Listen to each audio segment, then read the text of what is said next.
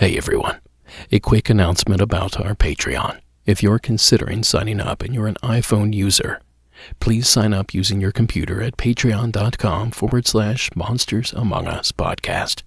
Signing up on your computer avoids a new 30% fee that Apple is now charging supporters of independent podcasts, a punishment for using Patreon and not their own service. So again, use that computer to sign up to avoid a senseless fee. And thank you for the support.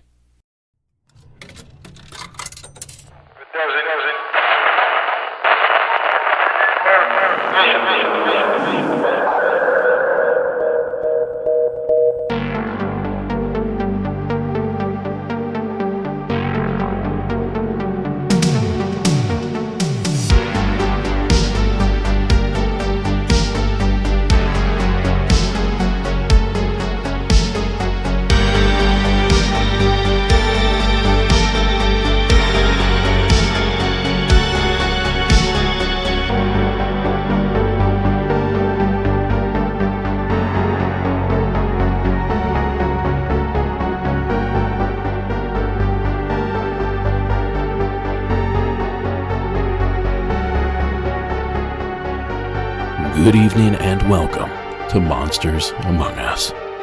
I am your guide, Derek Hayes. Welcome back to another horrifying installment of your favorite paranormal podcast.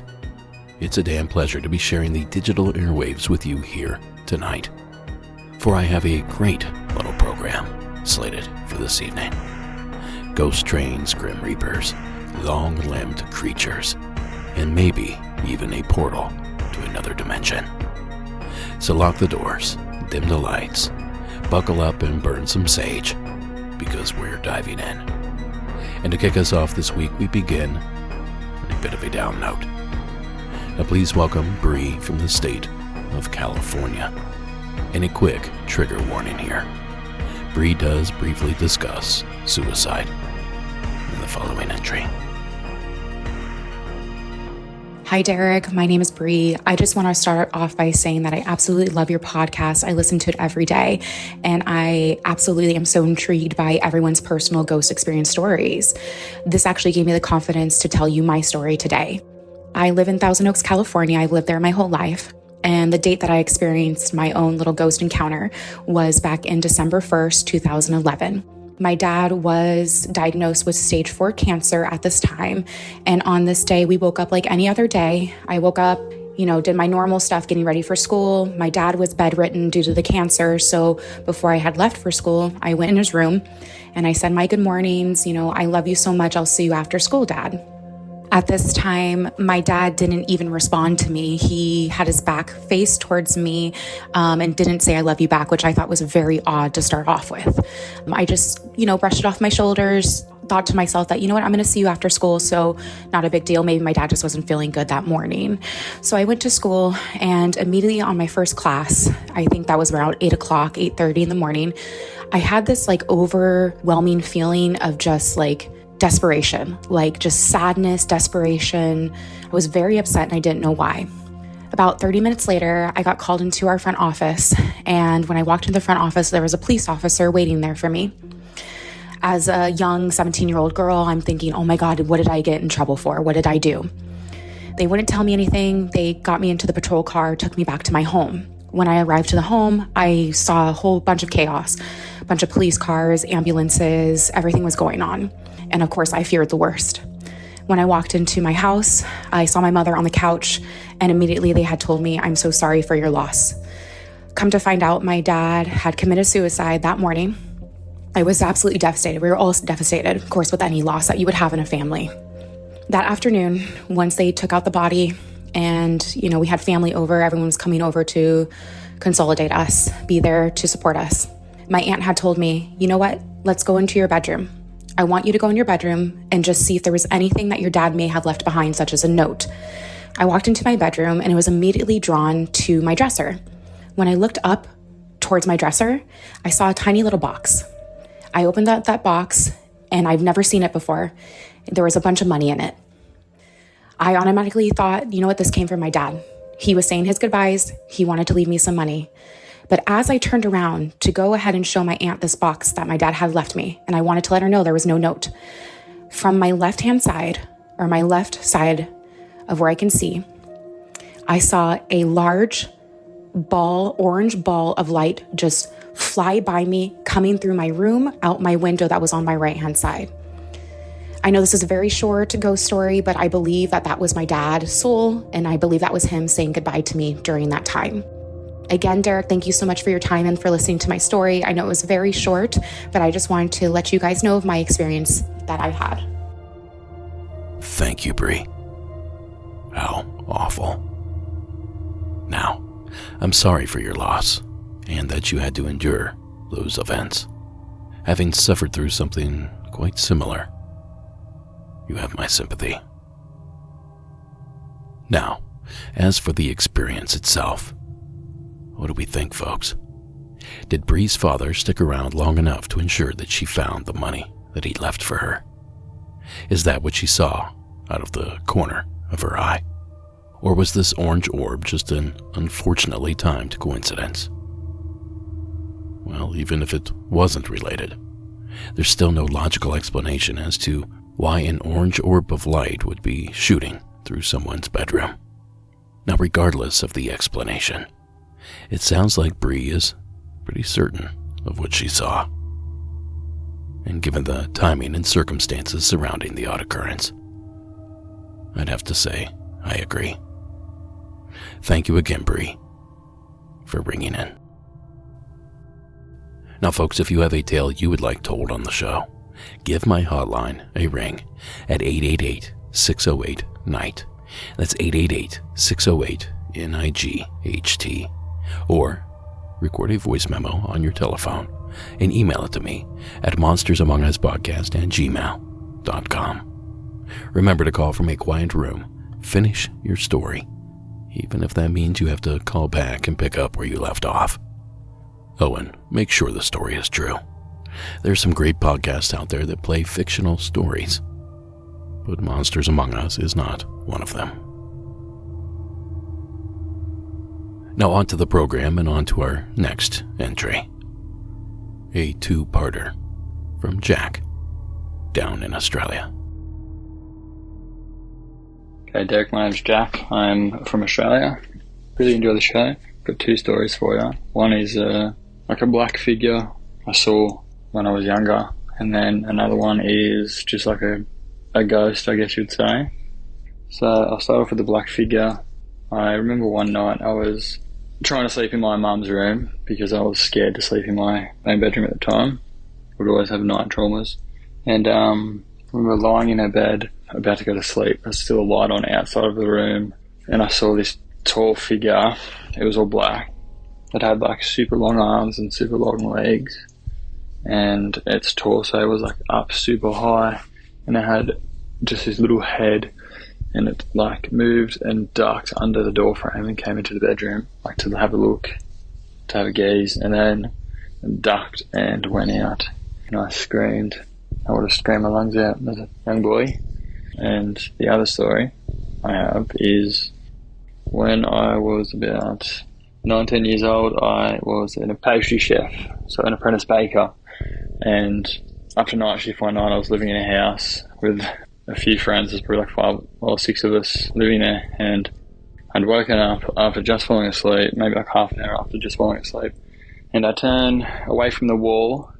I was facing the wall and I slept. I turned away from the wall to just face the bedroom. And there was this man with no shirt on. He might have had shorts on. I just remember his upper half. He was like really malnourished, and he had heaps of tattoos over his body and over his head. He had a shaved head. So he looked like, yeah. And I just remember just yelling or screaming and kicking in the direction of where he was sitting in my room on the floor. And mind you, I had a mattress. I wasn't up on a bed. So when I woke up, I was on floor level, and I turned over and he was right there in front of my eyes. And I would have kicked or punched and hit this TV unit that was sitting behind where he was. And so I knocked that over. TV fell over, broke, and caused a bit of a ruckus in the house. Everyone got up and I was explaining it to them. No one believed me. So yeah, those are my two experiences. I hope you can use this for the show. I really, really enjoy the show and the work that you do, mate. The whole layout of the podcast is unreal. I look forward to each episode every week. Good job. Take it easy, mate. Bye. Thank you, Jack. Now that first story sounded like, well, nightmare fuel, frankly. And the second, well, it's always good to hear about a ghost that's not some stuffy white guy in a suit, or some stuck-up lady in a white dress. After all, if ghosts are real, we have to assume that people of all shapes, sizes, colors, and creeds would be represented in spirit form. So thank you again, Jack, for sharing your entry and those terrifying experiences. Now, folks, don't go anywhere. I'll be right back with more Yuri entries right after this. For a second, I had to think about that. Like, surely it's your sure, but psych, it doesn't seem. This episode is sponsored by BetterHelp. Hey, you. Yeah, you. You listening to this. Thank you for being here. If it's your first time here, welcome. And if you've been here a while, thank you for coming back and welcome home. This month is all about gratitude. For many of us, it feels natural to be grateful for friends and family. But how many of us remember to include being grateful for ourselves? It's hard to remind ourselves sometimes that we are all just trying to do our best to make sense of everything in this crazy world. And that isn't easy. So consider this a little reminder to send some thanks to the people in your life, including yourself. And therapy can help you take time to slow down and think about the things that you're grateful for. It's also there for you when times are tough and you need somewhere to process difficult emotions. Taking time to reflect is crucial for inner growth. So if you're thinking of starting therapy, give BetterHelp a try.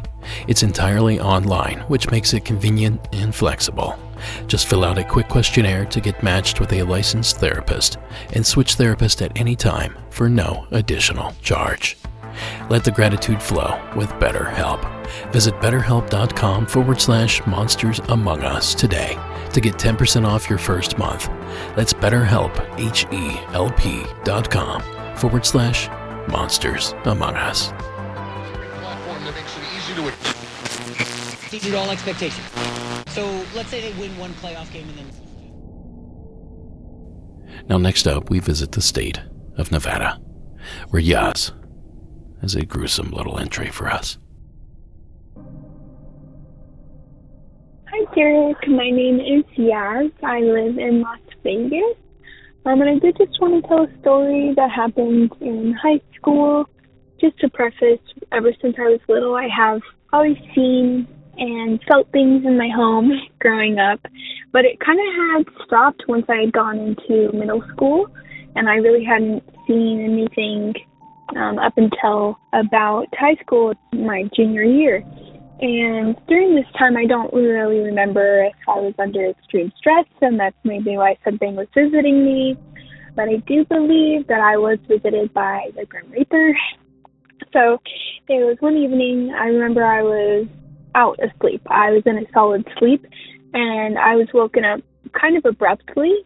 That's what it felt like. And I had shared a bedroom with my mom at the time, but I had my own little bed that faced into the hallway, and through the hallway you could see the kitchen. And I remember always waking up and just staring into the hallway because it was spooky, because you're a little kid. And this particular night I had woken up from the solid sleep, felt like something had woken me up, and I went to turn over and look into the hallway. And as I looked past the hallway, I was looking into the kitchen, and there appeared to be a solid black figure that stood almost to the ceiling. And I just remember being petrified. I could still move. I just chose not to move. And this solid black figure, as I looked at it closer, I realized it had a hood, but it was more so the side profile that I was seeing. So I was seeing some cloaked figure, and I just remember telling myself, this is real. You have to pay attention to what's happening. And as I looked even longer, I had noticed that it was holding a staff in its right hand, and I could see the silhouette of the staff and the cloak and everything. And I just remember thinking, since it was nighttime, this figure was darker than the area around it, darker than the night. At the time, I thought, maybe the light's playing with me because I woke up from sleep and whatever. But I had stared at this thing for so long, and it stayed there for a really long time until I just fell asleep.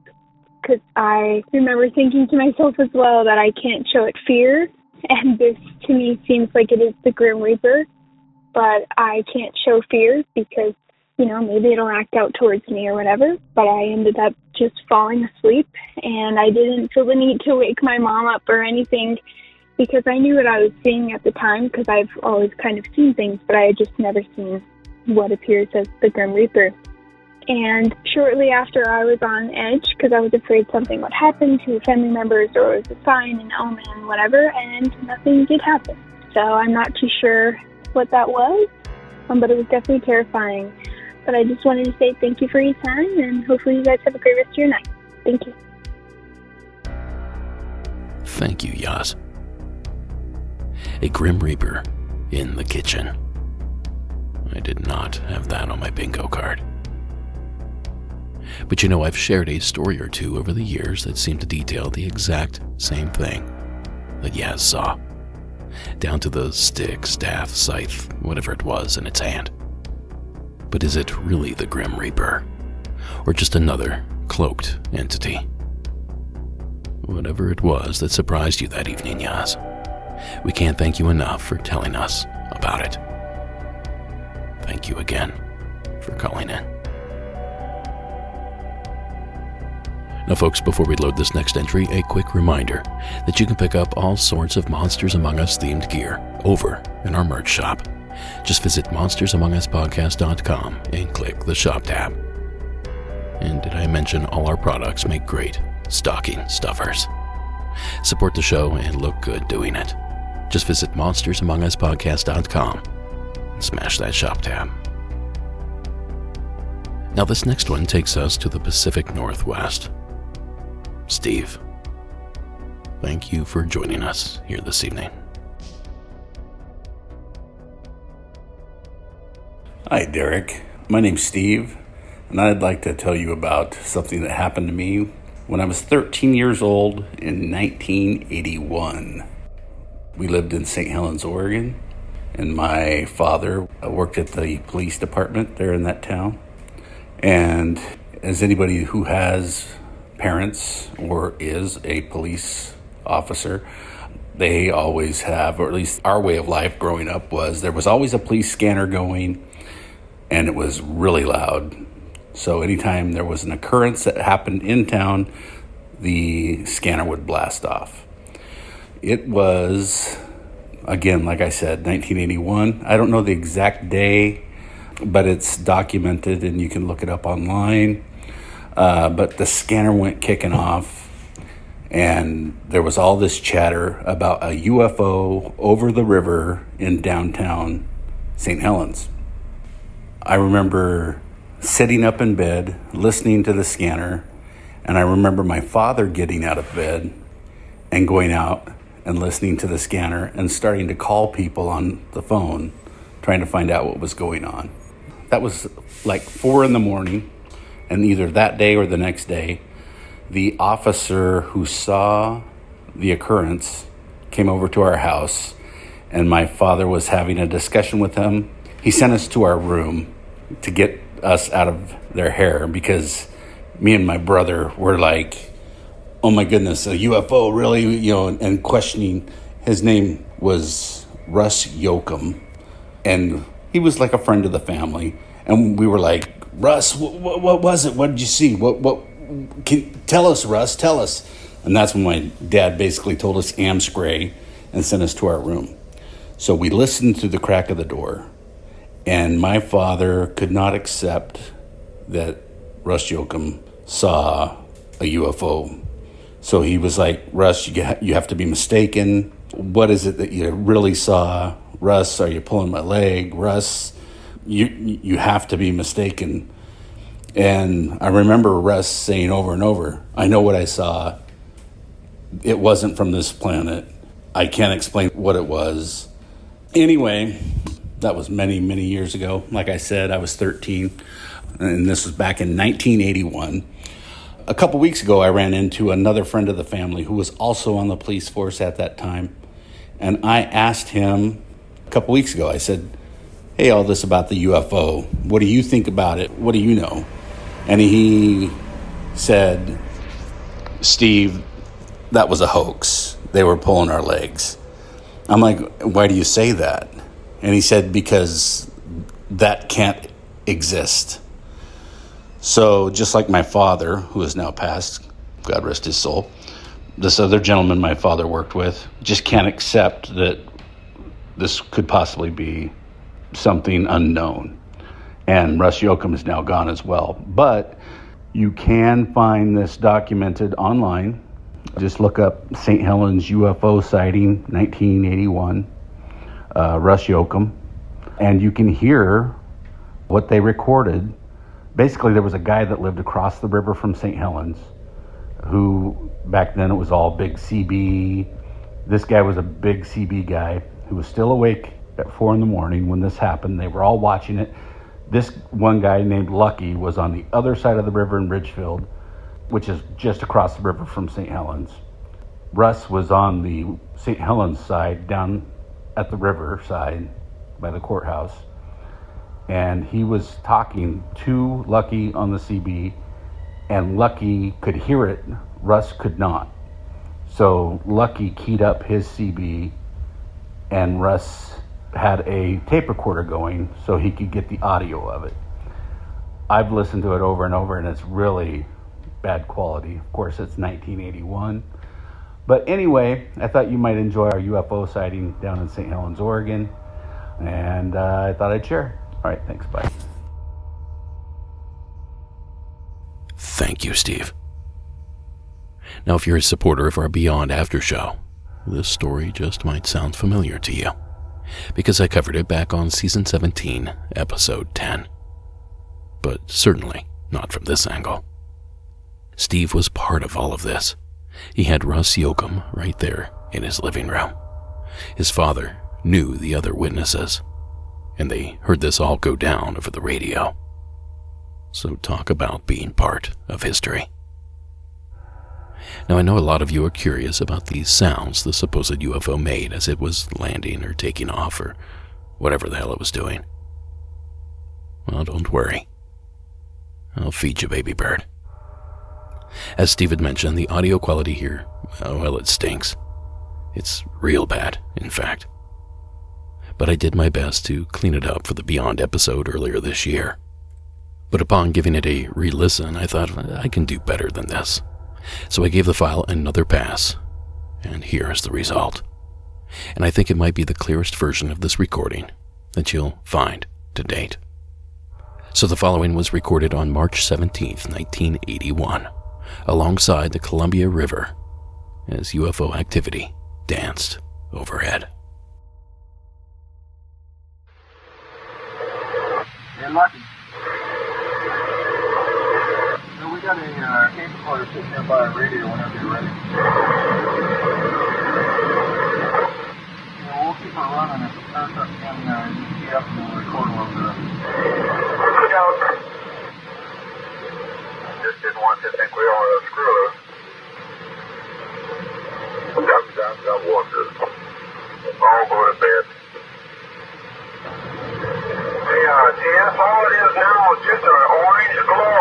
That's all I can see. Like the sun is coming up. Better not be. It's awful early. Awful early for the sun fever, Joe. I don't think the sun would just be in that one spot. I think it's moving out, you guys. I want to watch it. We moved up to a higher vantage point, so you tell us what it does. And listen.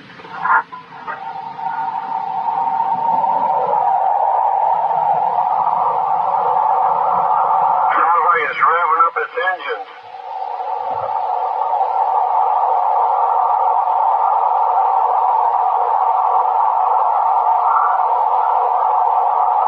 Can you hear it? I hope. It's sure cold out here.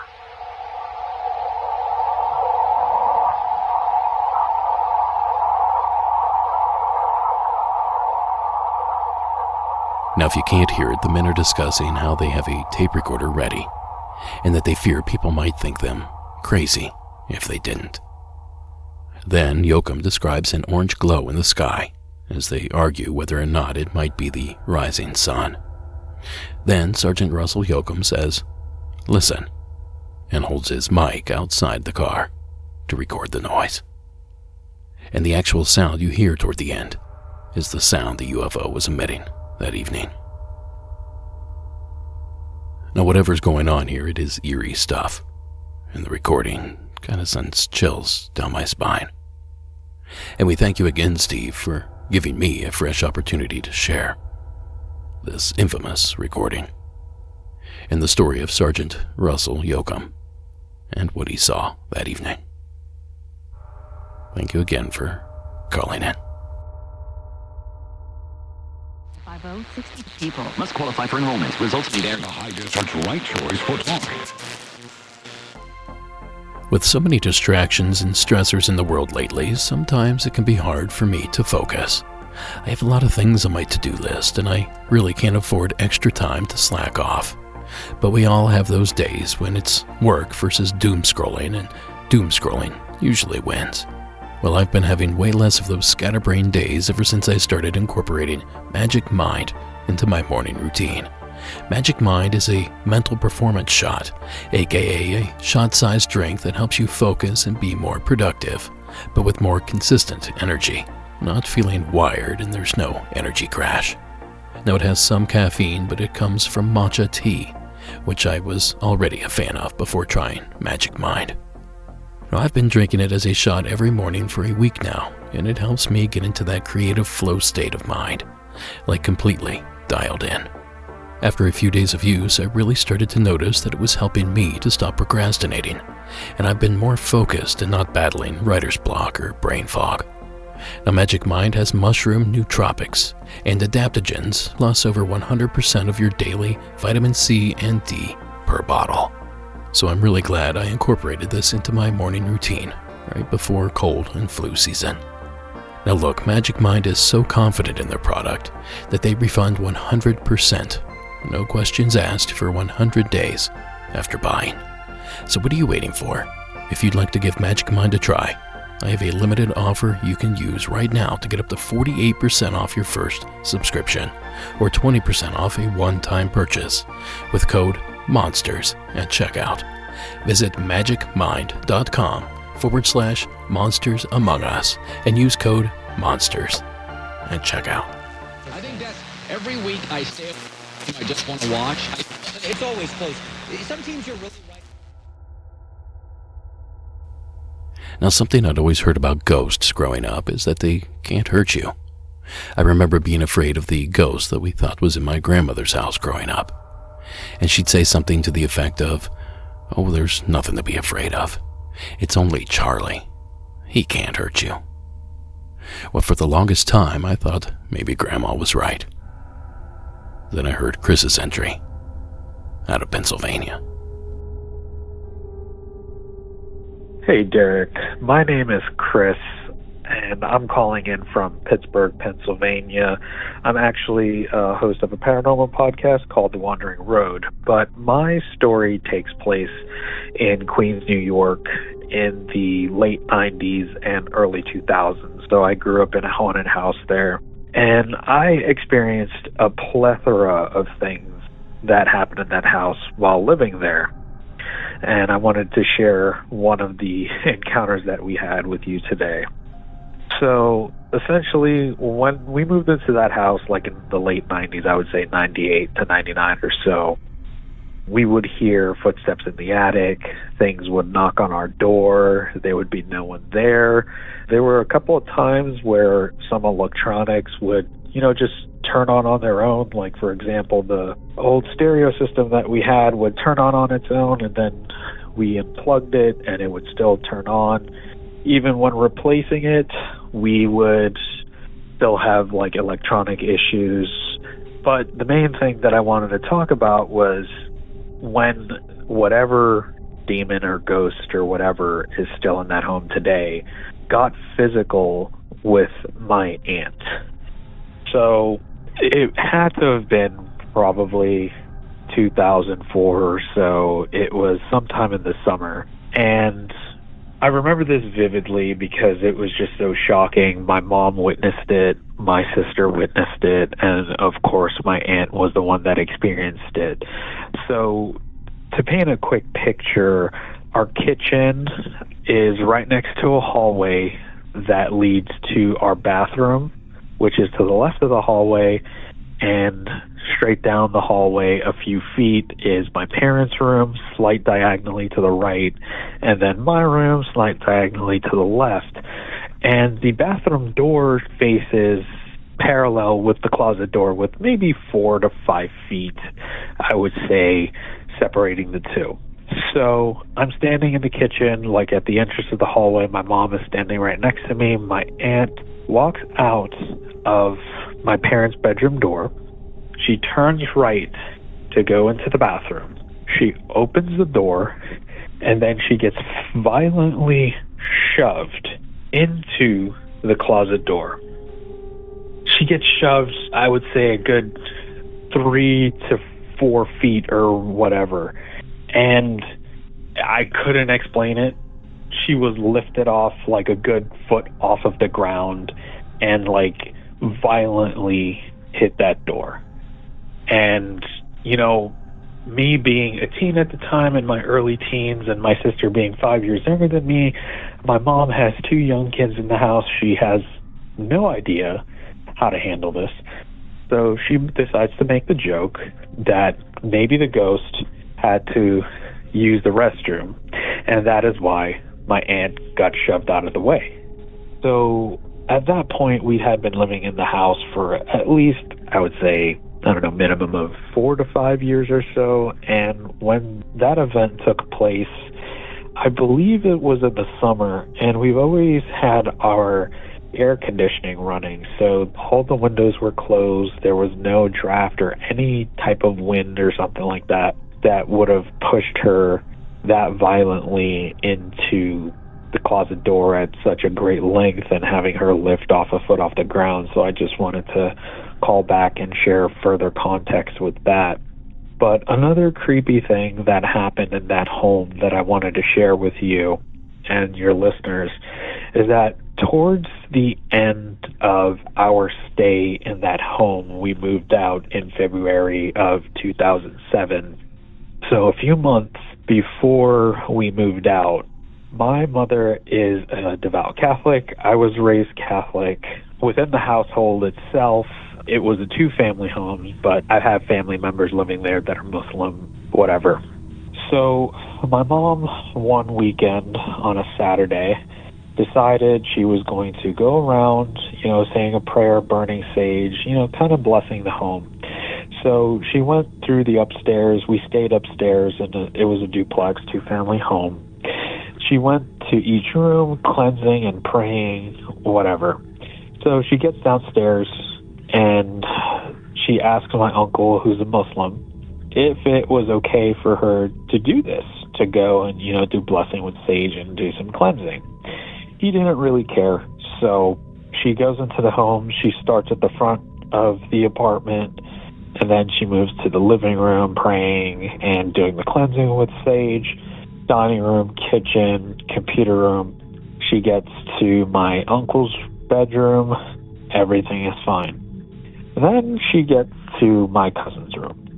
And it was at that point she said that the air started to get really thick to the point where she felt super uncomfortable and that something was choking her. She felt like she was being choked and she had to leave the room. Again, this didn't happen in any other room in the house, only that one. And oddly enough, that night she had a dream of an old woman yelling at her, saying that she's going to kill her entire family, that this was her house, and she has no right to try and cast anyone out of this home. And mind you, in the dream, my mom was dreaming that she was in her bed, in her bedroom, while this happened, while she was having this dream. I don't know what it was, Derek. It wasn't very happy with what she was trying to do. And it's not the first time that this thing, or whatever it was, demon or whatever, got violent with us. But yeah, thank you for allowing me to share my story, and I'll probably call back with more. Thank you, Chris. Your poor aunt. It seems that thing really had it out for her.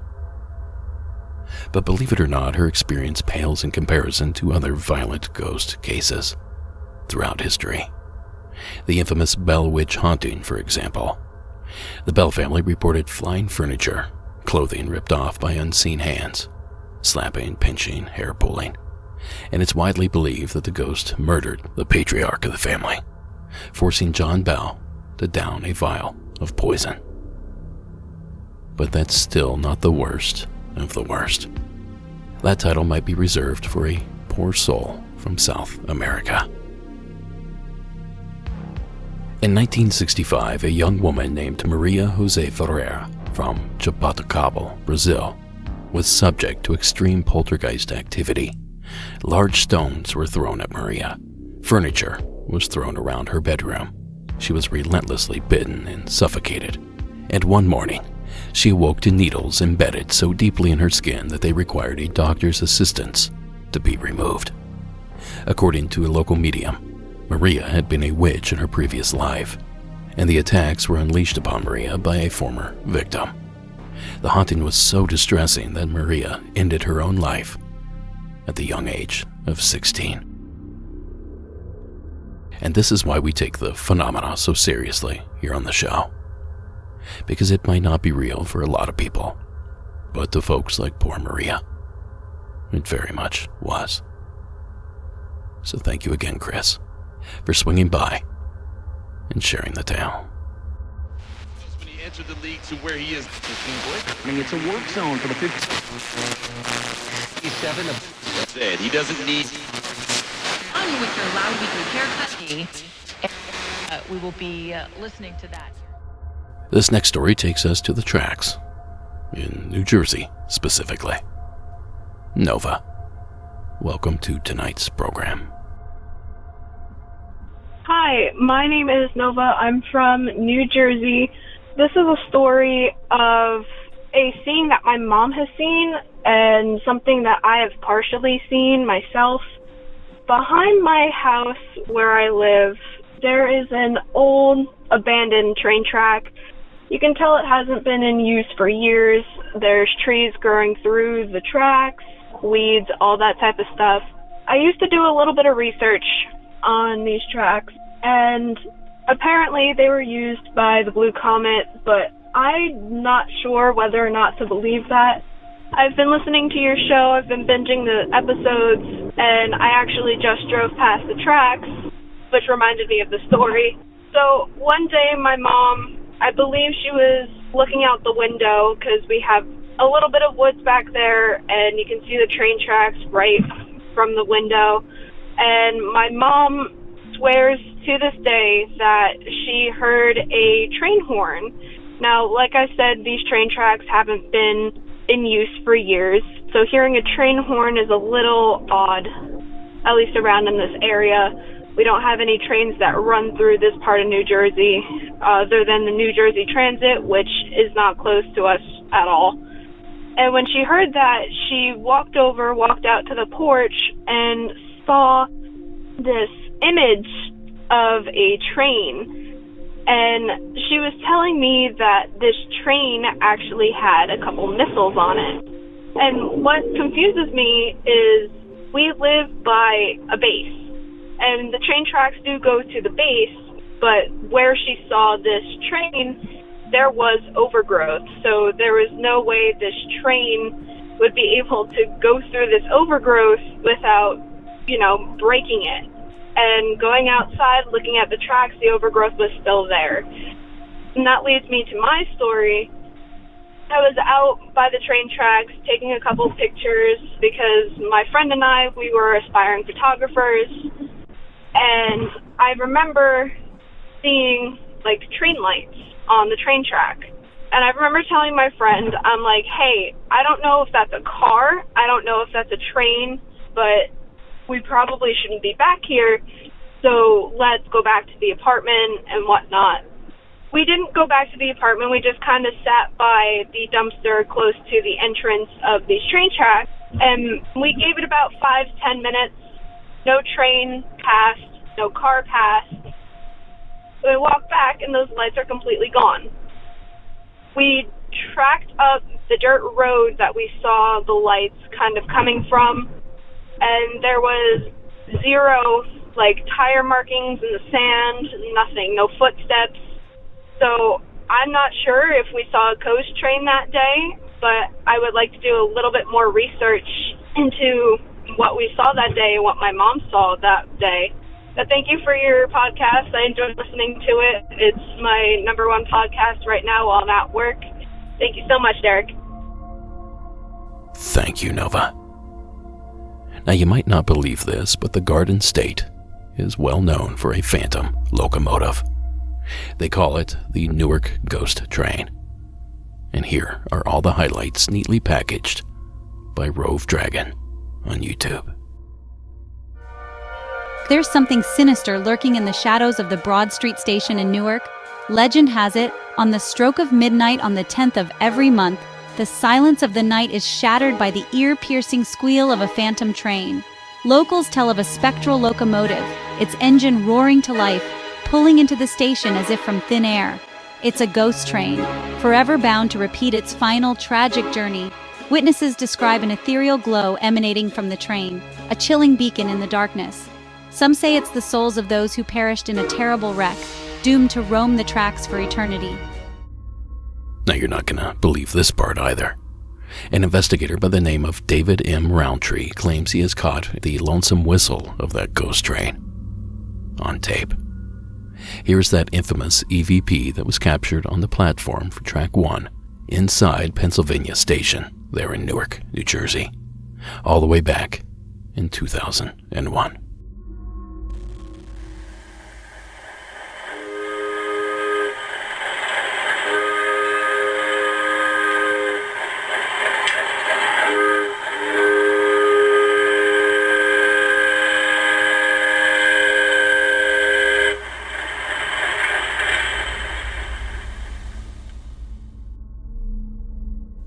Now, if you think this recording sounds a bit fake, you're not alone. So do I. And so do many other researchers and train experts. And some of these experts actually claim that the sound matches up perfectly to a popular model train. Now, either way, this does not sound like the locomotive that Noah's mom had witnessed that evening. But there is one other suspect we should explore. During the Cold War, New Jersey was home to 14 Nike missile bases that protected the state from Soviet attack. And the missiles that armed those bases were transferred there via freight train. But not just any freight train. They call it the United States Department of Energy Nuclear Weapons Transport Train, but most know it simply as the White Train. Now, it was used throughout the Cold War to transport nukes all over the country, including New Jersey. So is it possible that Noah's mother saw a residual-style haunting of this infamous train? A ghost image, if you will. Well, either way, thank you again, Nova, for sharing that awesome entry. Now I have one more story to share with you this evening. But first, we have to pay a couple of bills. Alive if we can get some more. Cast the characters of guys in really deeper. I mean,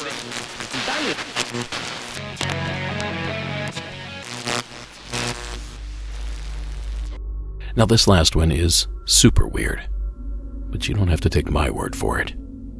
Kim from Virginia, welcome to tonight's program.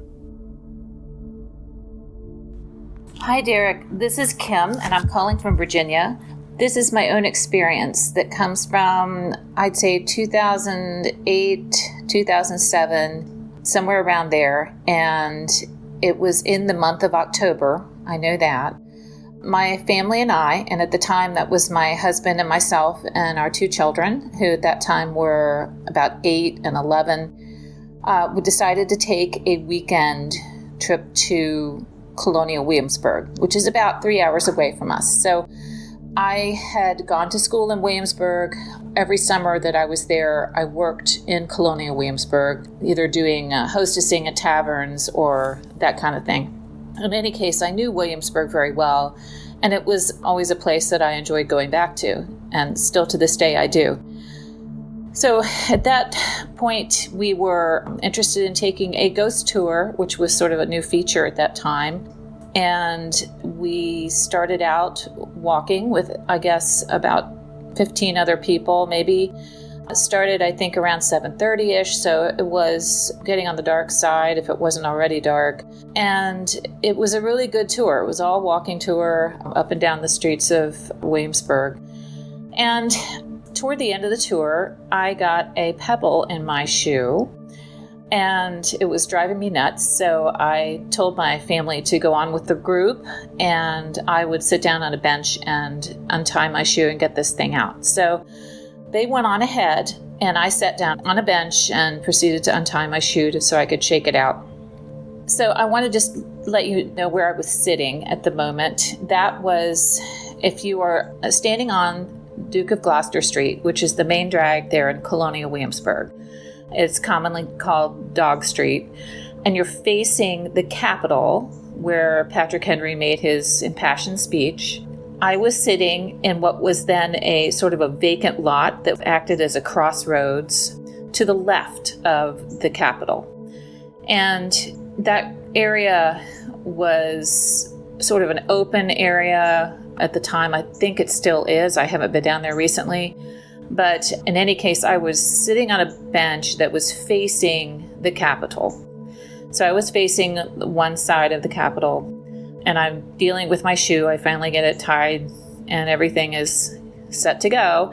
And I look up, and there I saw the most bizarre thing that I've ever seen in my life. I have no idea what it was. I can only describe it to you. It was roughly the size of a small movie theater screen, and sort of that shape, sort of a rectangular shape, floating about 4 feet off the ground.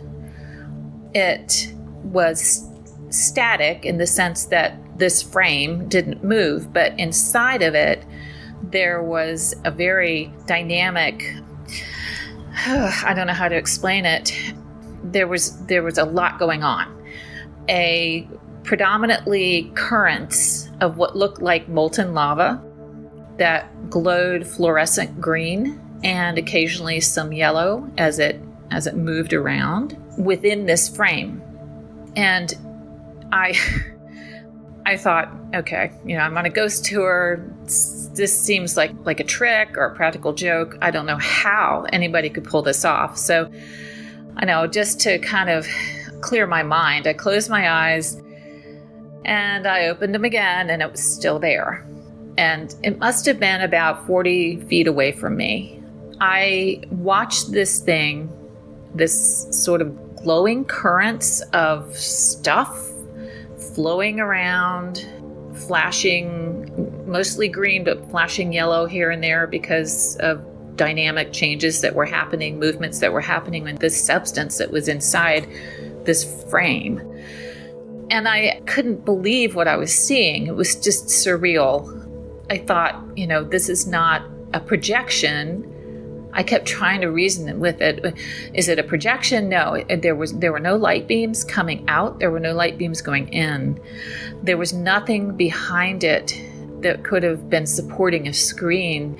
It was outside in the middle of Colonial Williamsburg, and there weren't any apparatus type things that set up lights that would create an effect like this.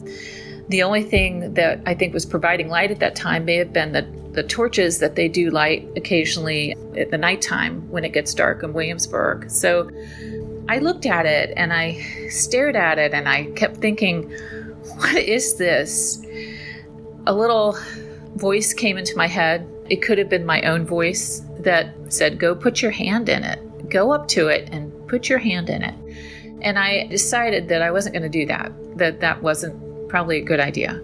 And the more I looked at it, the more uncomfortable I became, because I kept wondering what it was, why it was there, why it appeared that I was the only one who could see it. And at the time, there really weren't many people around, but there were people around, kind of milling around, not necessarily right close to me, but, up on Duke of Gloucester Street, there were people. But you kind of have to be facing this thing because it's flat in order to see it. So I wasn't aware of anyone else in the area that would have seen this or could have seen this. And of course, my cell phone at the time was not capable of taking pictures, or if it was, I didn't know how to do it. So I kept staring at it. I didn't hear anything. I didn't smell anything.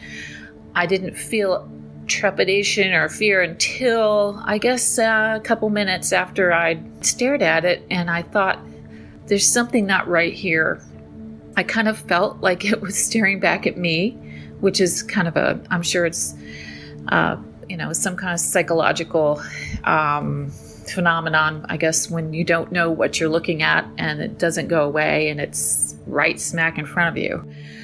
So I turned my back. I was so uncomfortable, and I left. I didn't even look back to see if it was still there. I caught up with the group, and I didn't talk about it with anybody for a while. I did mention it to my family later on when I was able to talk about it, but it was just too weird. I don't know if anyone else has had an experience like this. I couldn't call it a UFO, but I would call it an unidentified floating object. I also would like to know if anyone has had any experiences similar to this in colonial Williamsburg. I'd spent a lot of time in Williamsburg, and I never had any paranormal experiences. The only strange experiences I had were with people who visited Williamsburg. So I hope that you're able to use this for your show, Derek. I really, really appreciate it. And hello to all you Monsters Among Us fans out there. Thanks. Bye. Thank you, Kim. Now, sometimes the absence of paranormal activity can be just as telling as the existence of it. And the sentiment might perfectly describe colonial Williamsburg.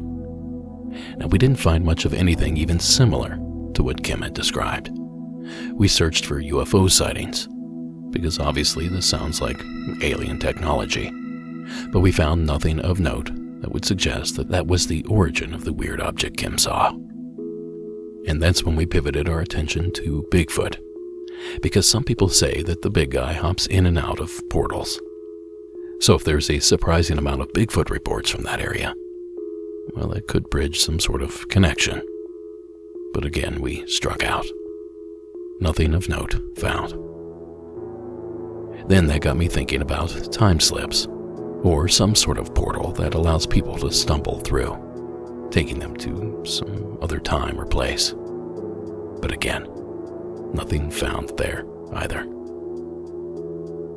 But there was one anomaly that popped up for us a number of times.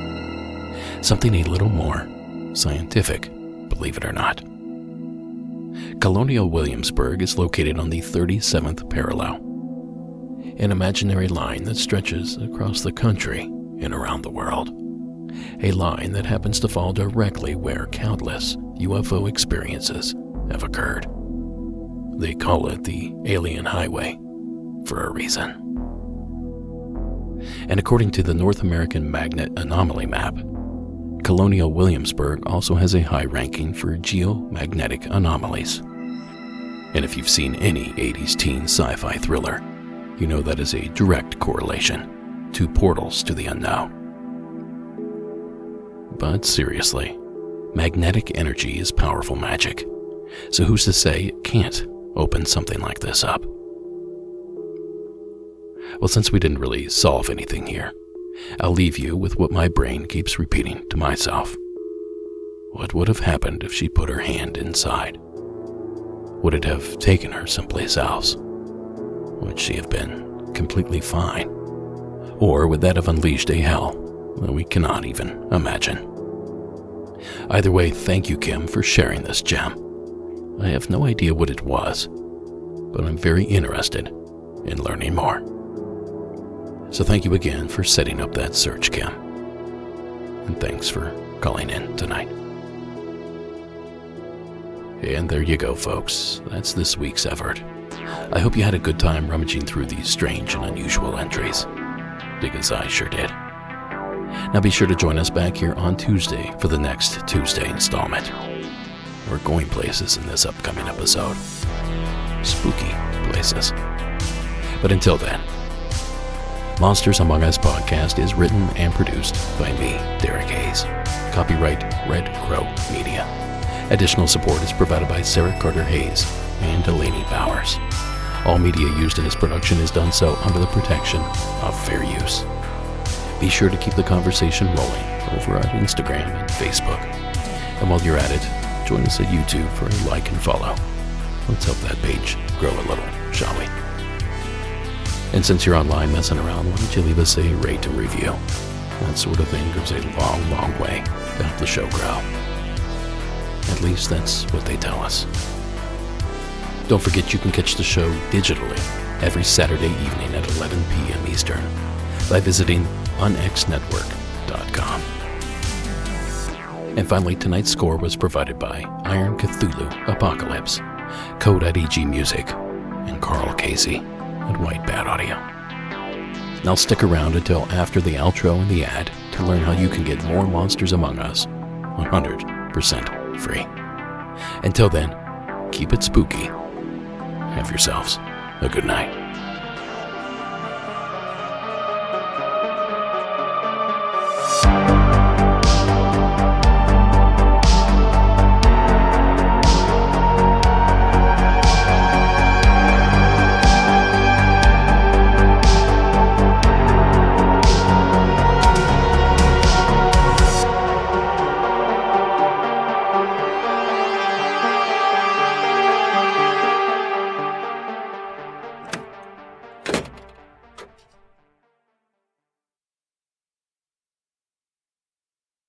Thing you were looking for in order for him to crack 800 West. That off-ramp remains full. Now celebrating. Life radically changed for. So maybe that's what. Now you know how I like to play this. The secret story is reserved for the weirdest and most bizarre experiences out there. And this next one falls squarely within those confines. Please welcome Mike to tonight's program. Hey, Derek and the rest of the Monsters Among Us team. This is Mike, and I'm just calling with another story. It's kind of a weird one. Not even sure if you can use it, but here it goes. So I was getting up for work about 2:45 in the morning. I dressed, after I took a shower, came out into the kitchen, grabbed my phone to plug it into a charger and set it down on the counter in front of me. Again, this is about 3 in the morning.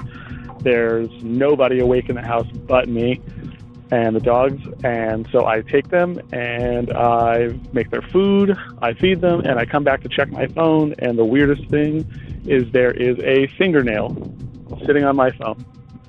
No one else is awake in the house. My house is very rickety and I can hear almost anybody coming from any direction in the house. Floorboards creak. You know, again, 3 o'clock in the morning, people are going to be stumbling around. Nobody. And there's just a obvious fingernail sitting on my phone. And I can't explain it because I looked at my fingernails and all my fingernails were clipped. And just really a weird one. I've got a couple other stories I'll call back with, but thanks for your time. Bye. Thank you, Mike. That's not unnerving in the slightest. You know, it's bad enough that something could suddenly appear like that, but for it to be someone else's fingernail, maybe even toenail, that kind of thing could ruin your weekend. Now, God forbid this happens again, Mike, but if it does, my suggestion is to start a little collection. See how many you can accumulate. Maybe you'll get a jar full. Then what you do is you list it on eBay for big bucks. Haunted Toenail Collection. I can see it now. And I might even be a buyer. But all joking aside, I'd have trouble sleeping in that house, Mike, knowing someone or something is out there leaving little messages for you to find. So thank you again for a story that I'll surely be thinking about at 3 in the morning. All right, folks, we've reached the point in the program where we go beyond. The after show where we share additional calls and tell additional stories. And joining us is simple. Visit patreon.com and search for Monsters Among Us podcast. Then click the $5 level to join us. There is also a $1 ad-free level there as well if you're interested. Or you can click the subscribe button at the bottom of our homepage on Apple Podcasts. Either one gives you instant access to days worth of material dating back years. And you can do it all for free if you want, for 7 whole days using either feature's free trial. So what are you waiting for? You're missing out on fun things like tonight's special episode, where I give you, the listener, an opportunity to make correction suggestions and remarks in our latest rebuttal episode. For example, calls like this one from our buddy Sam, a super talented artist. Check him out on the Instagrams if you haven't already. Here he is, out of Pennsylvania. Hey, this is Sam Heimer out of Philadelphia. I'm actually calling in response to Colin's call, also from Philadelphia, on the most recent episode. This is kind of fresh in my head because I saw the same thing 2-3 nights ago and knew exactly what it was. But the fire in the sky, he potentially saw that